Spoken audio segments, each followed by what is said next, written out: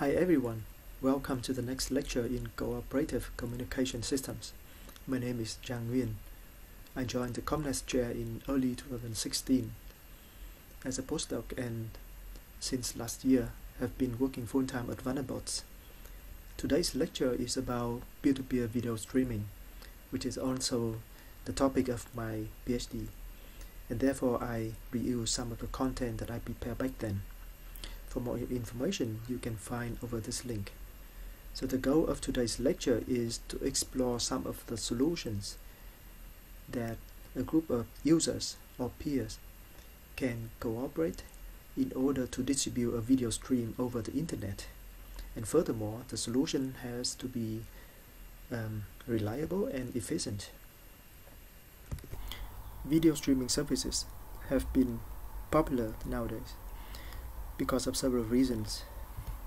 The first reason is that the users can now watch videos from different sources. Either they can watch the video directly from content provider, such as online newspapers, or they can watch the video indirectly at video platforms, for example, Amazon, YouTube. The second reason is that internet connection has been available widely and high-speed internet access. So not only available as wide connections, but also wireless connections, such as Wi-Fi, LTE, 4G, and upcoming 5G. The third reason is that handheld devices are now very powerful, so that people can watch high-definition videos on the go anytime, anywhere. So the consequence of that is the demand for videos has been increasing in the last 10-15 years. And by that we'd like to refer to a report made by Cisco last year. Here in the plot we can see the amount of internet traffic in exabyte per month, meaning million of terabyte per month from 2017. And as we can see from the plot, the total amount of internet traffic has been increasing and projected to increase consistently until 2022. And among those, internet video traffic contributed to around 55% in 2017, and this proportion will be increasing to projectedly to 70% in 2022. However, the increase in bandwidth demand at the core network was very slow. For the reasons the setup takes time and money and involve different ISP and across different continents. The result of that is that content provider and video distributor has to pay a lot of money for maintaining the infrastructure and for operation. For example, YouTube used to pay like $1 million per day, and this was a number of 10 years ago. From the users, they have to watch lower quality videos, and if we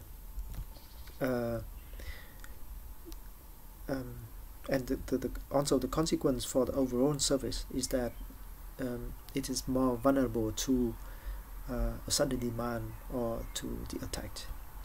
If we can recall from the for the surge of video demand during the COVID-19, Facebook and YouTube had to revert to standard definition of their videos instead of the high definition ones. And therefore, one critical question is how to deliver the video streams to a large number of users in a cost-effective and resource-efficient way. The agenda for today is First, I would quickly discuss the background knowledge about video streaming in general, and then I will describe conventional system for peer-to-peer video streaming.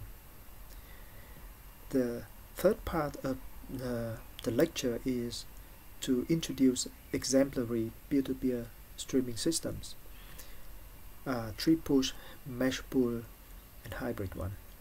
And finally, I will conclude the lecture with a short summary. The first aspect about internet multimedia streaming in general and internet video streaming in particular, we talk about possible types of providers. First of all, we talk about TV infrastructure inside the ISP. Here we use internet from one provider such as Telecom or Vodafone, and then we also use the TV services. However, very often we would like to watch the video which is independent of the ISP, and the video can come from different sources from different providers, and it was streamed over different platforms like YouTube, Vimeo, Facebook. And who are the providers of the videos? So there are a variety of them. They can be citizen reporters, they can be vlogs, or they can be virtual living room. Nevertheless, when we talk about types of video streams, normally we talk about two main types of video streams. Either it is live video stream or it is a video on demand. So the main thing to differentiate them is the difference between the instance when the video was captured and the instant the video is watched. It is impossible, however, to have two instances at the same time, because the video, after being captured, it has to be processed, for example encode in some way, and also to transmit it, and it takes transmission time. Having said that, when the instance that the video was captured is almost the same as the instance that the video is watched, then we have live video streams. On the other hand, if the instance when the video is watched is way later than the instant when the video is captured, then we have video on demand. More detail will come next. So when we talk about live streams or live video streams, here we talk about more object oriented. So the users or the viewers in this case has very limited roles. So the video is there, the users can hardly do anything with that. They cannot jump back and forth within the stream. If they miss the first part of the video stream, then that part is missed, and therefore the content is highly dependent on the schedule. So on the other hand, if we look at the access pattern of the recorded streams, then it is more user driven. So the user has more active roles in here. The user can select when they want to watch it, and even which part of the video they would like to start, and they can watch one section of the video several times, or they can jump back and forth between different portion of the video. So there are also different variables that can have an impact on the video. For example, the quality of service. If the quality of the video is high, meaning higher QoS, quality of service, then it is reported that the viewing session could be longer. Or if they start the video and then the quality was bad, it is likely that they will stop and maybe they will restart again at a later time. Another factors that contribute to a video session is also the time of the day that the video start. So and in these lectures the focus is on live video streams, because in my opinion live video stream it is more challenging to provide live video stream, because we would like the users would like to watch the video as soon as possible, or as soon as the video was captured, because otherwise it is not up to date.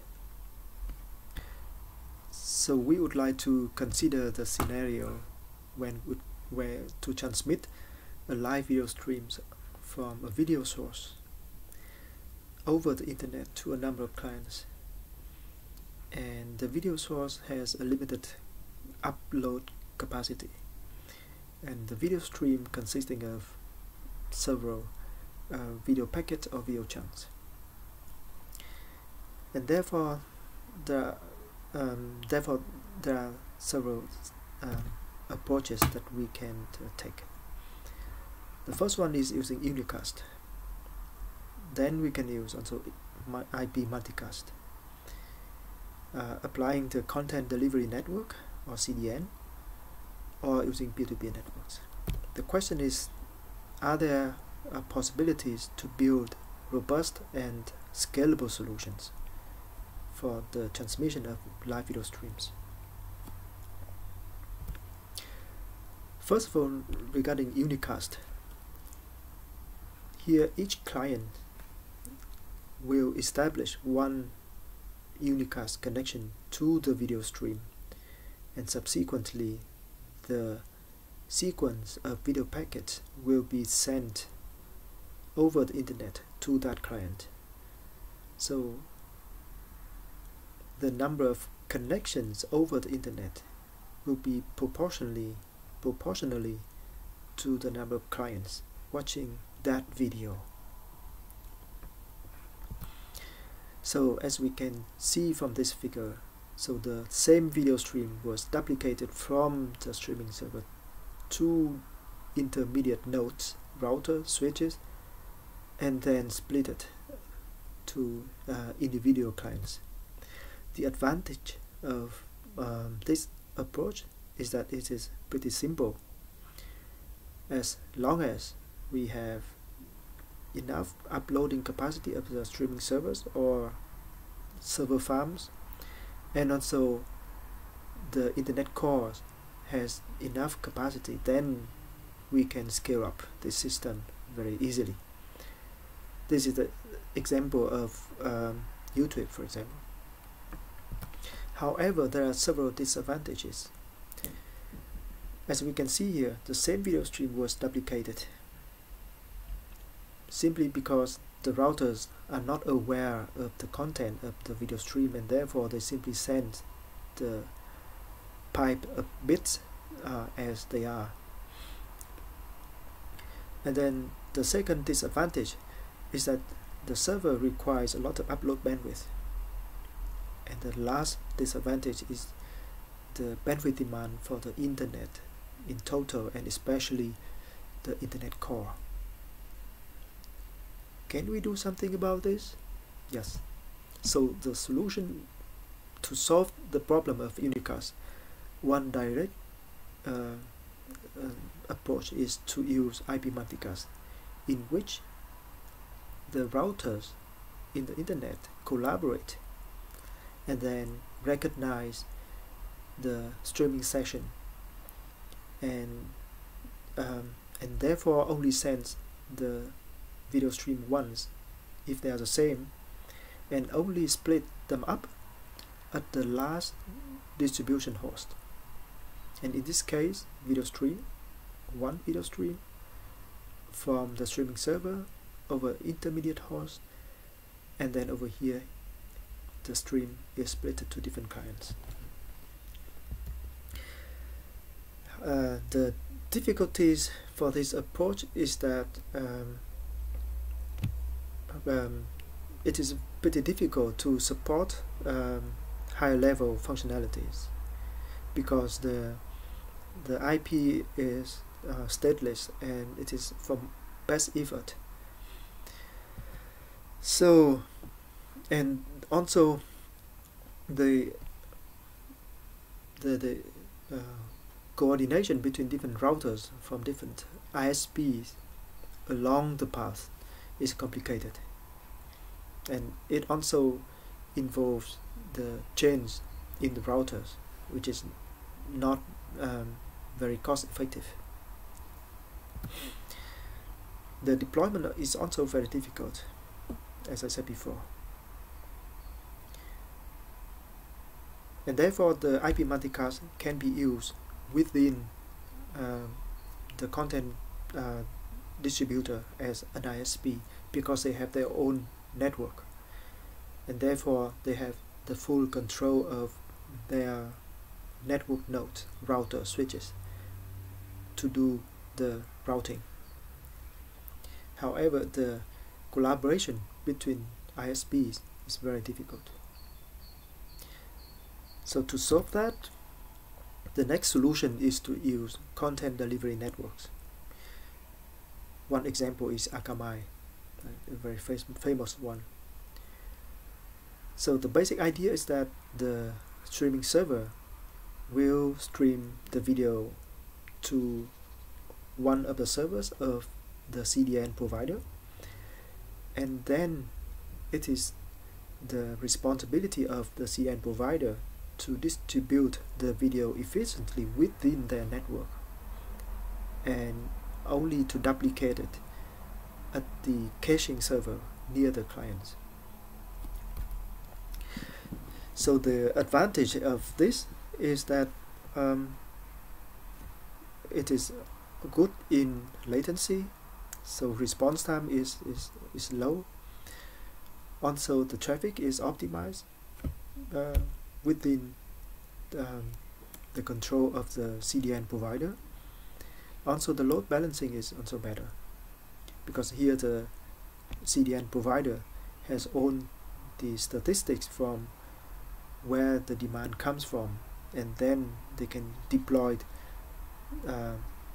more replication server or caching server at the place where the demand is high. However, the drawback of this approach is that the cost is high.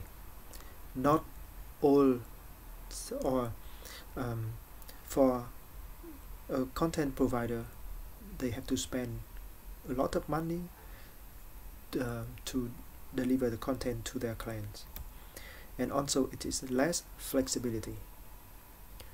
The reason is setting up or spinning up more caching server at the client, it takes time.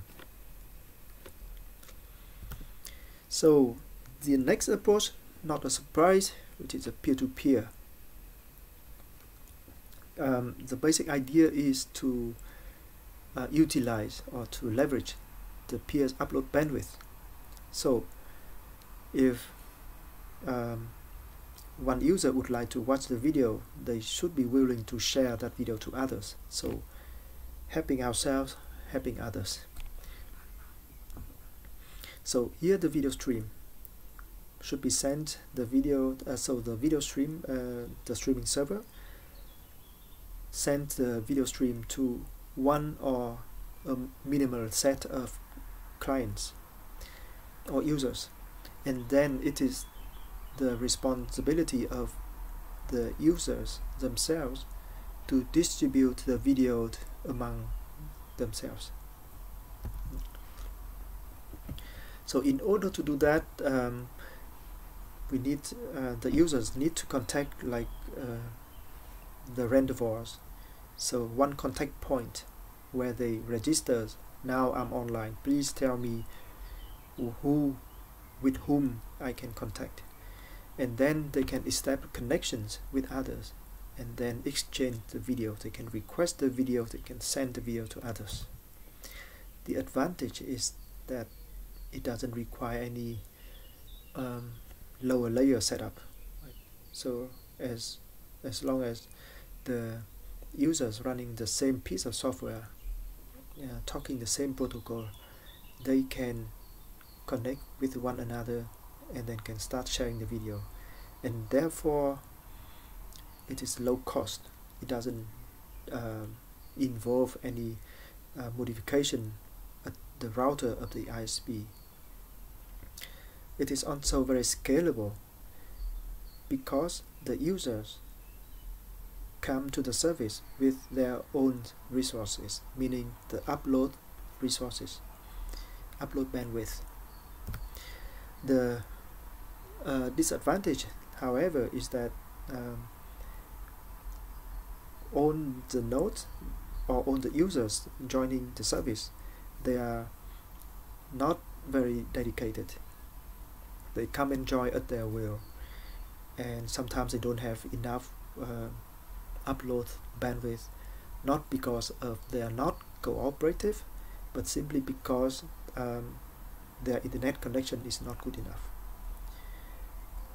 Furthermore, this solution is also vulnerable to attack, because the peers contributing the resources to this system, they are normal users without sophisticated protection.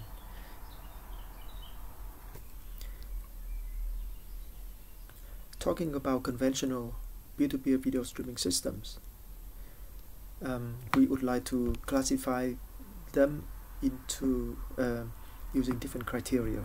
So first of all, about the membership management, meaning to know who are online. When the peers, when the new peers or the new users first come to use the service, it needs to know who are the available users so that they can make the connection to. And there are two different ways. One is to use a centralized approach with a centralized tracker, and the second way is to use decentralized tracker with, for example, distributed hash table like in BitTorrent, or using gossiping protocol, so that each user only keeps a very small portion of the list of the active users in the system, and then they keep sending those updates again and again, hoping that till the end all of them collectively will maintain a full list of all the active users. So the second criteria to classify those systems is on the type of topologies. So there are two main types. Either it is a tree-based, so like one root with different large branches and then smaller branches and so on. And the second type is about the mesh. Right? So one user can connect with multiple others, and then they can exchange service in both directions. Also, the third criteria to classify approaches is on the way the video is exchanged among the users. So either it is like publish subscribed, and here we have the push based manner of transmission, or it is request based. So if a user would like to download a certain video package, then it has to request. So, and then the third type of transmission is hybrid, so combining both pull based and push based. So on the lower right hand side, I do have three different types of systems here. So push based, pull based, and hybrid.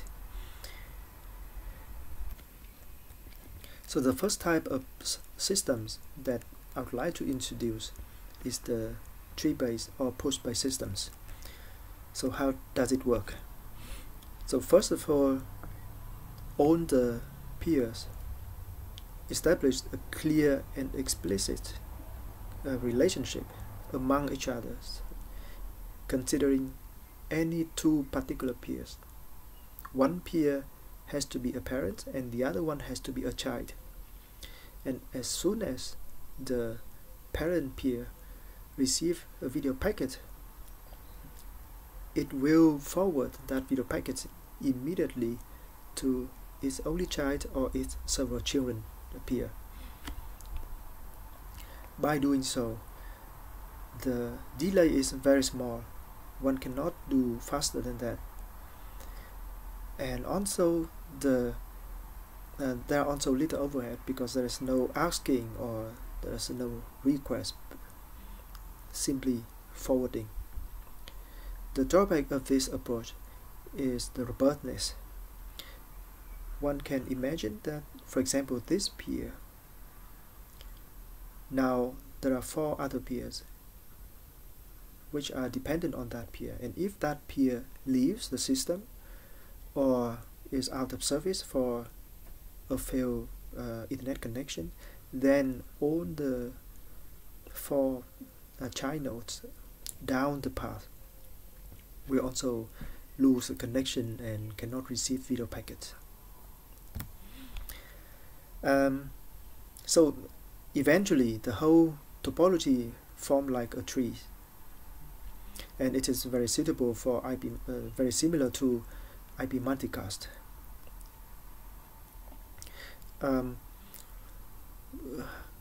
Here we have only one tree, but imagine how can we establish several trees for robustness, right? Resilience. And also this kind of push-based dissemination is very suitable for live streaming, where we'd like to disseminate the video as quickly as possible to the set of peers. But how about asynchronous access, like video on demand? Is it suitable for that? And therefore we have another group of system, which is mesh-based or pool-based. Here the streams are divided into different smaller packets, and peer have to request for the packets that they want to download. A simple example for this is BitTorrent, and they have to use like a res first to the request order. And in order to do that, peers have to establish like partnership connection. There's no explicit parent or child relationship here among the peer. They own partners. If one node or one peer would like to download certain video packets from another one, it has to request. But the question is, how do they know which video are available or which video packet is available from which of its partners?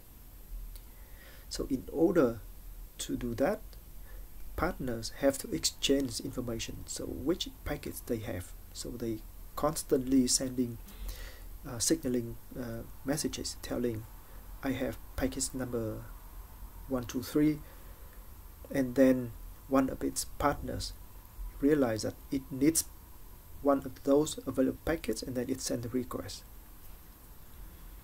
So by using this kind of mesh structure, the number of connection from one peer to another increases, and therefore there are many alternatives paths from the source to a particular peer. There are many paths, and therefore this kind of system is more robust. In other words, it is very difficult to split this system to make it isolated. The drawback of this is about the latency. Now we can recall about the request and response type of communication. So the time between the request and response is already significant, and also the number of signaling messages implementing the request and response is also way higher than the push-based or the tree-based approach. Nevertheless, this mesh-based or pool-based systems are more suitable for video on demand. Why? Because we have request-response way of communication.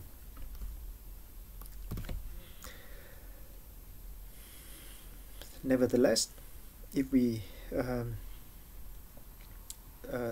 pay attention to the traverse path of one particular video packet, we'll see that we can imagine that eventually they will form like a tree.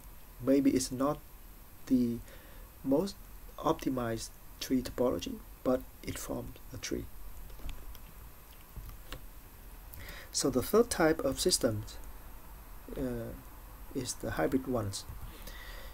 Here they would like to combine both the advantages of push-based system and pull-based systems. Right? So the principle is to form the overlay connections as a mesh network, so that each peer has multiple connections to its partners, and therefore it's very difficult for each peer to be isolated. And then the transmission paradigm will be both pull-based and push-based. So if they can push the message when the topology is clear, they can push that to reduce the latency, reduce the overhead. And if there are some packets missing, they still can request afterwards. Nevertheless, there are also open questions: how, when to switch between push and pull, and when can we decide which peer to consider as stable to receive the push video streams. And these topics will be discussed in the coming sections.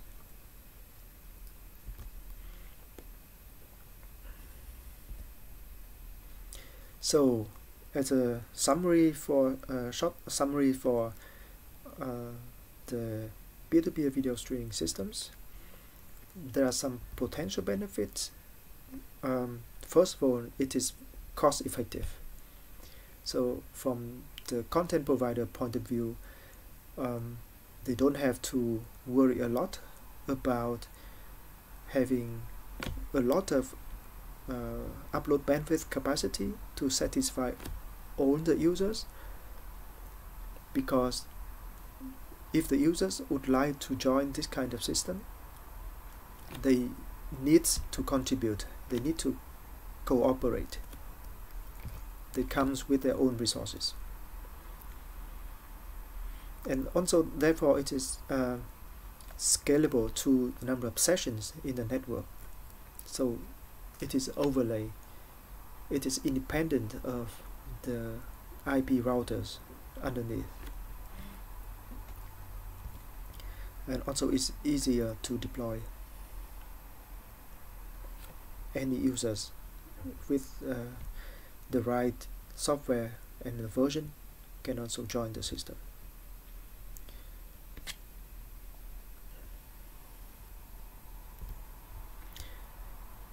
However, there are several issues for peer-to-peer video streaming.